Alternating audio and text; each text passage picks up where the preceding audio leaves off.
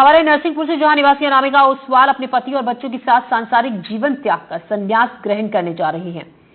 Doctor बेटी और CA बेटे के साथ दोनों पति पत्नी अपने 5 करोड़ की संपत्ति का त्याग कर सांसारिक जीवन को छोड़कर जनेश्वरी दीक्षा लेने जा रहे हैं। इसी के लिए अनामिका के साथ परिवार उन गलियों में पहुंचा जहां उन्होंने अपना बचपन गुजारा है। परिवार से मिली इस दौरान आसपास सभी लोगों की आंखें नम हो गई है। आगामी जनवरी में इस परिवार की दीक्षा होने जा रही है।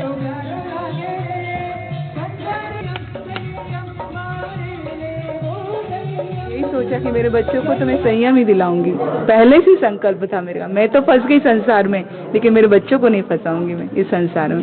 ये संसार वो दावा न ले, इसमें मेरे बच्चों को ने पूरा साथ दिया। हाँ बिल्कुल, मेरे को कोई भी चीज के लिए मना, मेरे ससुराल वाले भी कभी मना नहीं करा कि तुम मांस-खमण, इतनी नई शादी है, मांस-खमण क्यों कर रहे हो, कभी नहीं बोला।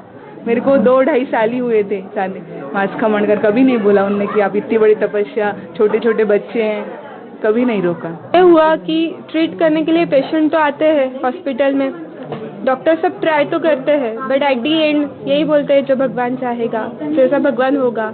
बहुत डिसीजेस होते हैं जिसका कॉज पूछते हैं पेशेंट अपने से, बट बहुत से डिसीजेस का कॉज अननोन रहता है।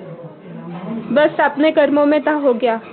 इस डॉक्टर का बेस रिजल्ट दोनों ही भगवान के इस पे डिपेंड करता है।